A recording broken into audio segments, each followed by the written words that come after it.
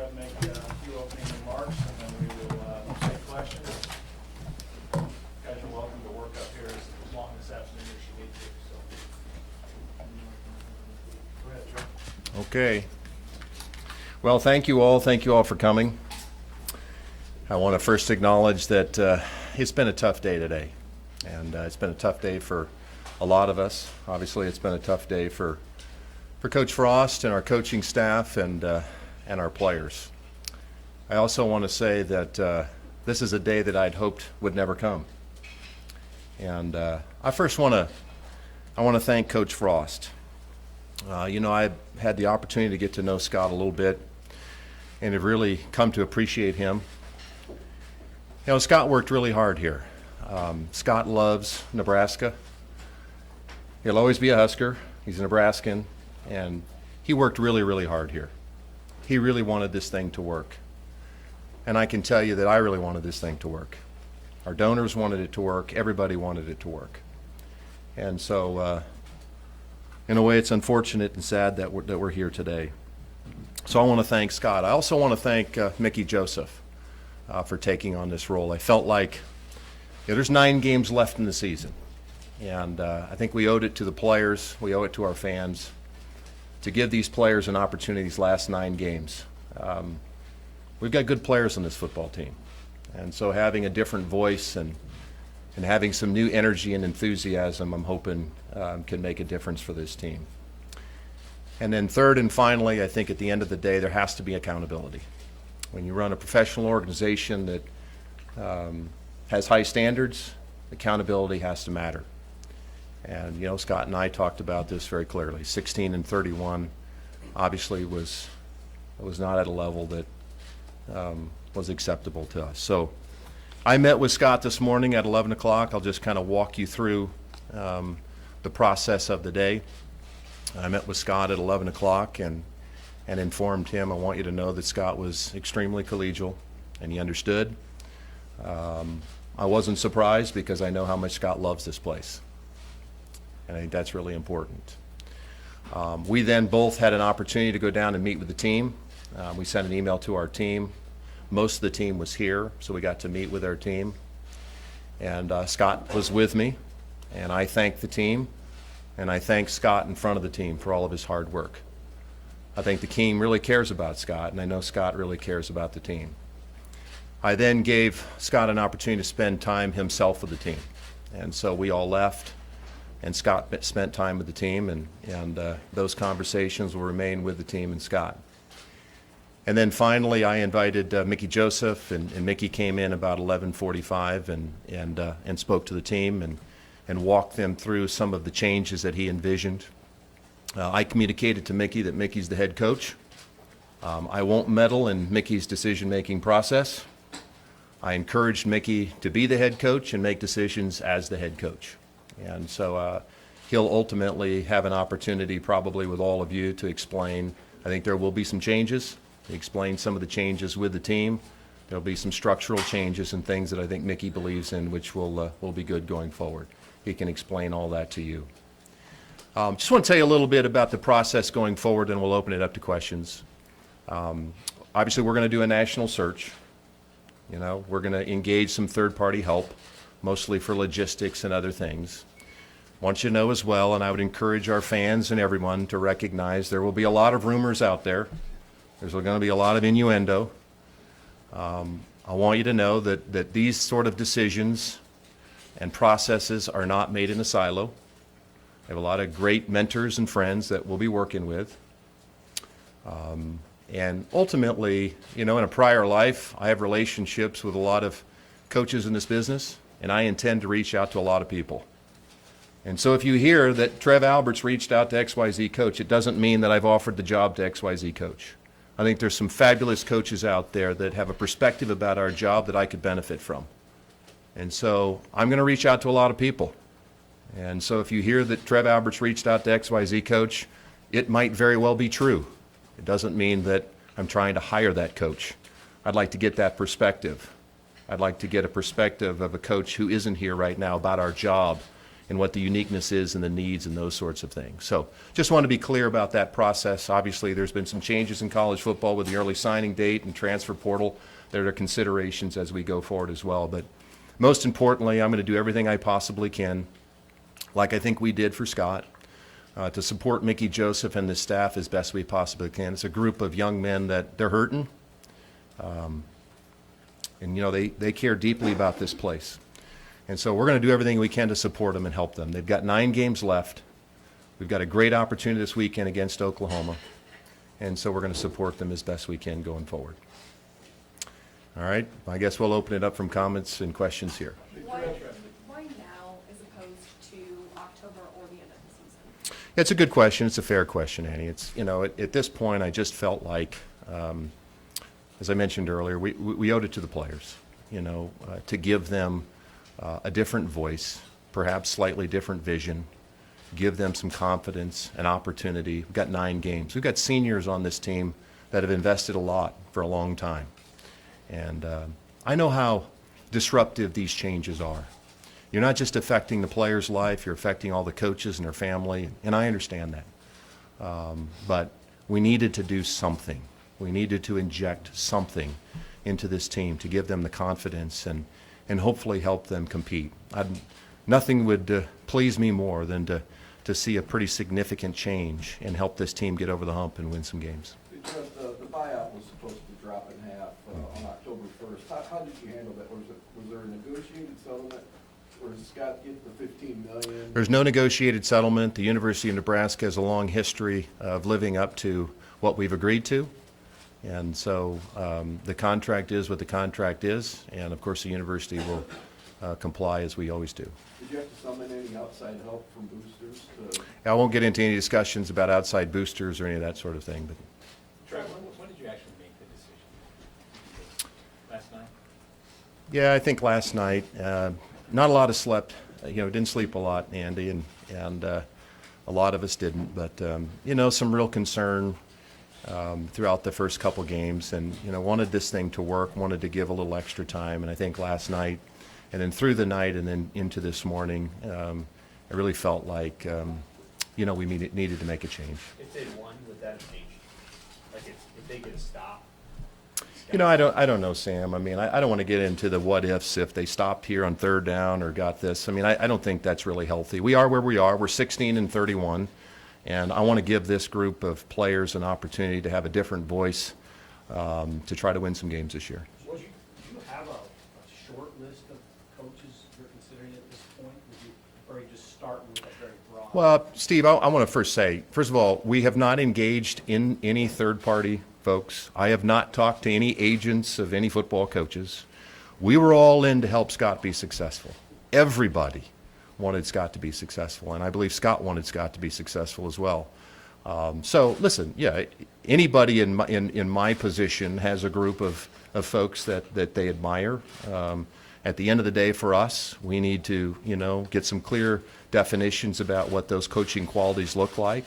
You know, what is our unique culture need in terms of coaching, and ultimately, what is our culture going to be as a team? So, yeah, there's a group of people that I'm well aware of and interested in, would like to talk to, and we'll go through that as we move forward. But right now, in the immediacy, Steve, we've got an opportunity to support the team as they move forward. What chance does Mickey Joseph have to earn the job on the team? Well, I met with Mickey, and I told him, you know, we were going to do a national search, and so we'll continue to do a national search, and we'll see how the season unfolds. But I think we have an opportunity, you know, to hire an outstanding coach that can lead our program. And I'd love to see Mickey, you know, grow into that, and we'll just see where it goes. But again, we'll do a national search, and if at that point, you know, Mickey is an obvious candidate, he'll be part of that conversation as well. Trev, where do you know, I guess, what kind of expectations do you have for the program now? I mean, what do you think the ceiling is, and where would you like this team to go from here? Well, I won't get into specific, you know, ceilings or where to go. Listen, we've said all along, I'd just love to see this team continue to grow, compete, make progress, have a team that represents the values of Nebraskans, be tough, win the line of scrimmage, do the fundamental things that teams need to do to win games. And I think we can get there. You know, we We'll stop talking about championships or stop talking about things we used to do. We'll just get really process-oriented, detail-oriented, and ultimately when you start doing those fundamental championship habits type things, as I think about them, those types of wins and things follow. But we need to stop focusing on that. We need to start focusing on those small fundamental things that ultimately lead to those types of things. And so those are the things we'll do. What are 3 or 4 qualities that you really want in a good head coach? You've hired many head coaches at other places. I'm talking intangibles, not necessarily, resume. Sam, I've always believed that, great coaches are people of character. I think they're people managers. They're culture builders. I think they're grinders. A lot of the great ones don't have a whole lot of hobbies. It's all they know, And, so those types of things. And I think young people, as we've moved forward, have changed a little bit. So I think being able to identify and relate to the modern student athlete and all that they're going through and all of the new things like NIL and all those types of things are very important. But the basic fundamentals of authentic leadership, is this somebody that the players are willing to follow? It's just basic types of leadership things that are really, really important to me. And I like people who hate to lose. I like people who hate to lose more than they enjoy winning. And I got to be really careful when I say those things because I certainly don't mean to infer and imply that our previous coach didn't have those things. And I want to be very clear about that. That's not fair to Scott. What I'm saying is that's what I have found. No matter if it's a football coach, basketball coach, or a volleyball coach, there's some very core and key fundamental characteristics that help to define each of them. And those are the types of things that I believe in as well. Trev, when you look at the coaching market and just the salaries and how much they've gone up, how competitive can Nebraska be in this current market of coaching salaries?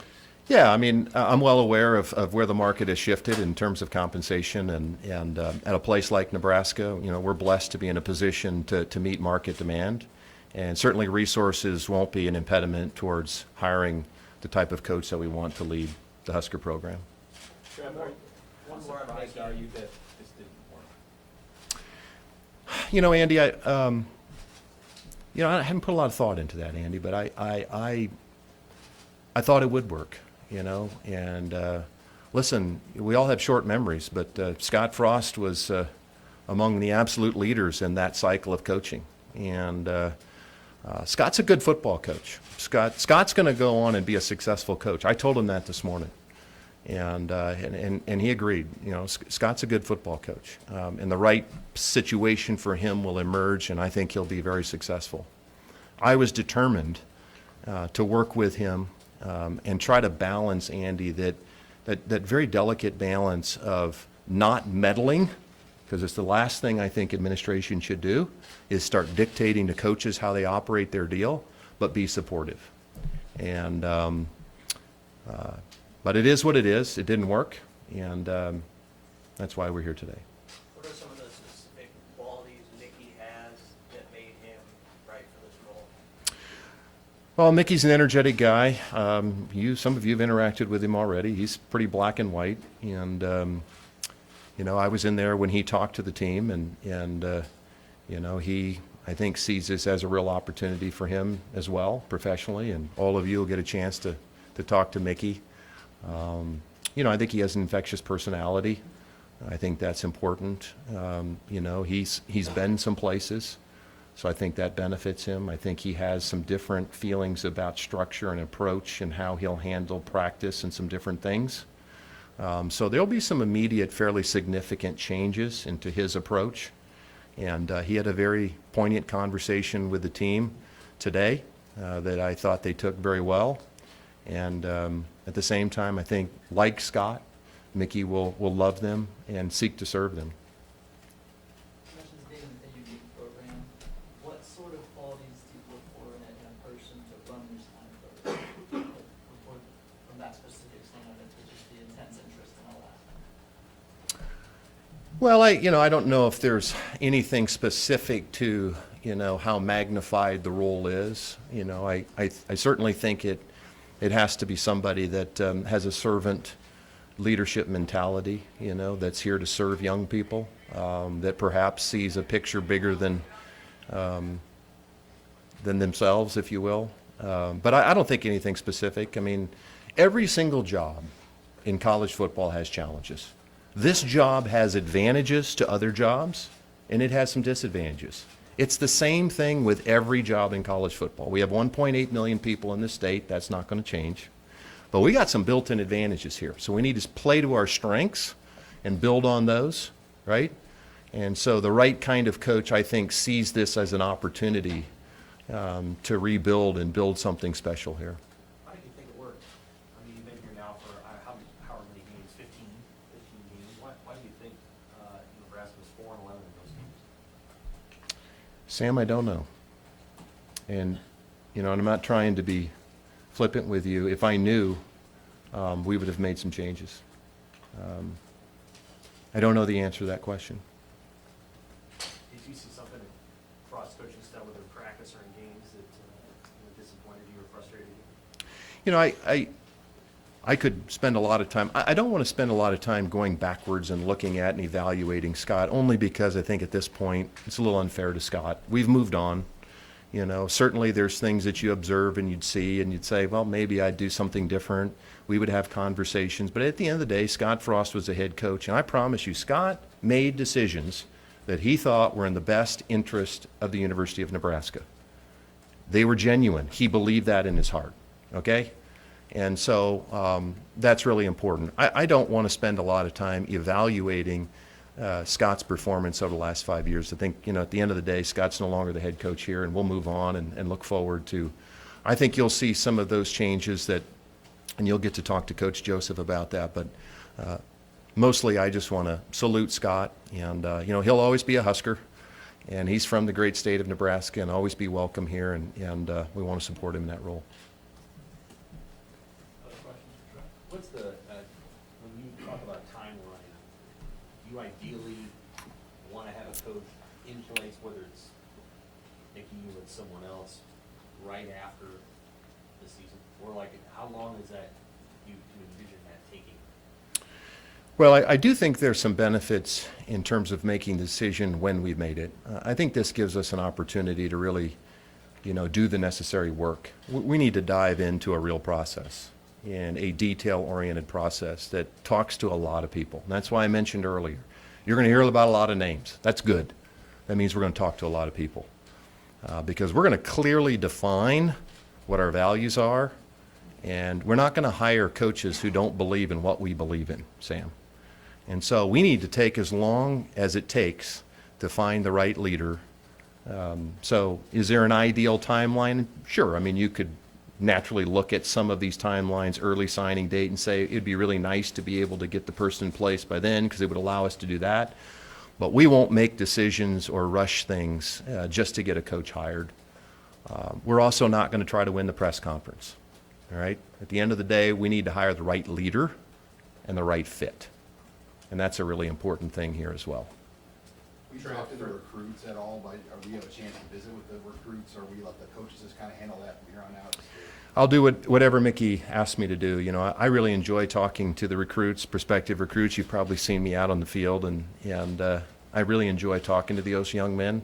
I will do anything I possibly can to be supportive of the football coaching staff, but I will not get in the way. And so ultimately, what I would do with Scott is every time we talked, I'd ask, how can I help?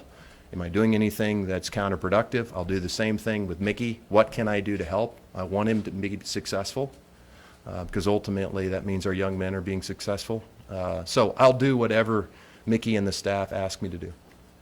Trev, for you personally, do you feel like the hiring of this next coach will define your tenure as Nebraska's athletic director? Well, I think you guys will probably define my tenure. That's how it works. But no, I don't think about those kinds of things. I'm no different than Scott. I love the University of Nebraska, and like I said earlier, I had really hoped that the day I got introduced here as the athletic director that I'd never have to be doing this. I really thought that I could work with Scott, and that's what everybody wanted. So we'll do the right things. We'll do the best that we can. Every decision we make here, whether it's right or wrong, we'll learn later, but they are always done with what we think is in the best long-term interest of the University of Nebraska and our athletic department. And this place will always be bigger than any one person. And that is the way it has to be. And so we'll do the very best that we can, and we'll dive into the details. We'll surround ourselves with good people, and we'll identify the next leader of Husker football. Back to Mickey for a second. Why him as opposed to anyone else on the staff?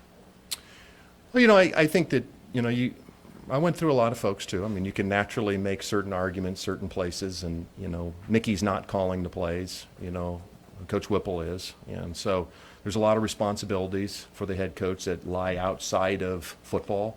You can only imagine with, Fox coming this weekend, and, we need to have Coach Whipple focused on game planning and play calling all week. And obviously defensively, we've got some fairly significant adjustments to make, and so Chins has got to be really focused there. And so, I think that Mickey, his personality, his energy and enthusiasm, I think, and we need a different voice, right? We need to provide hope for these young men. I mean, you've got a lot of young men in that locker room that at the end of the day, football's a tough sport. You have to force yourself to do things you don't want to do physically. And so having somebody that can pull that out of you and motivate you to do that, and in my observations of Coach Joseph, I think he has some of those attributes, and I'd like to see him function in that role. Anything else? Sure, was there anyone else relieved of their duties today, or was it just Coach Frost? Just Coach Frost. Now again, Mickey Joseph is the head coach, and if he chooses to make some of those additional changes, we will support those changes as well. But I am not aware of any of those that he anticipates at this time.